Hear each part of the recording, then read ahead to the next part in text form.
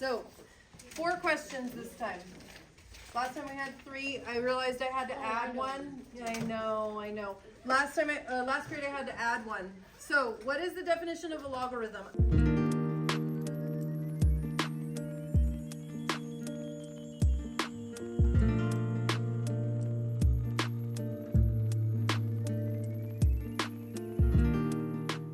So when we have a relatively simple introduction lesson in math, I like to let the students lead the learning.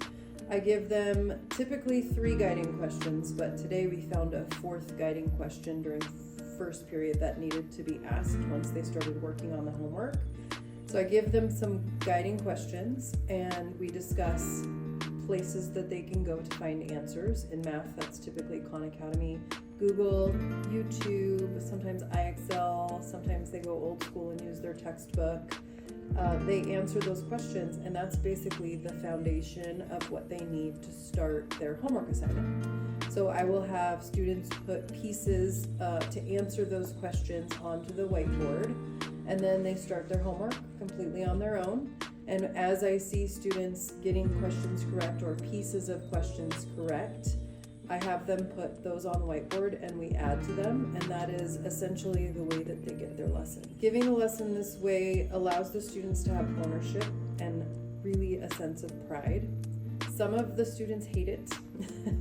At the beginning of second period today, I had 2 or 3 students say, "Can't you just teach us?" Because we've done this before.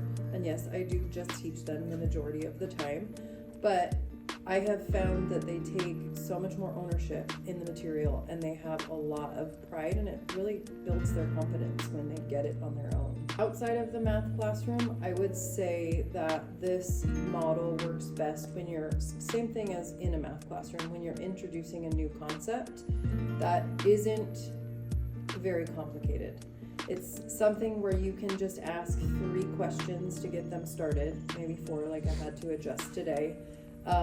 And something that the students can easily find the answer to. So today, when I've done this before, I knew how they were going to find the answers. Today, I Googled it myself ahead of time, the questions, because I wanted to make sure that they were going to get what I wanted them to get from Google searches. So the resources that I've seen students use, they have used ChatGPT. They use Khan, IXL, simple Google searches, and even like sometimes they'll switch to Google Images for searches to find like a math equation.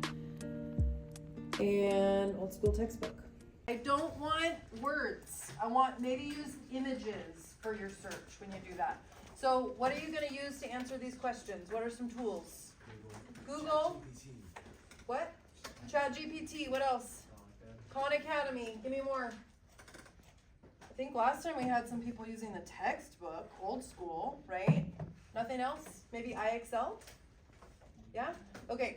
So in your notes, you're going to answer these questions. It shouldn't take you more than 2 minutes. Okay? Then I want you to move on to the homework, and we're going to, throughout the process, be putting up, there we are. Throughout the process, we're going to be putting up some problems on the board for examples as well. By we, I mean you. Ready, go.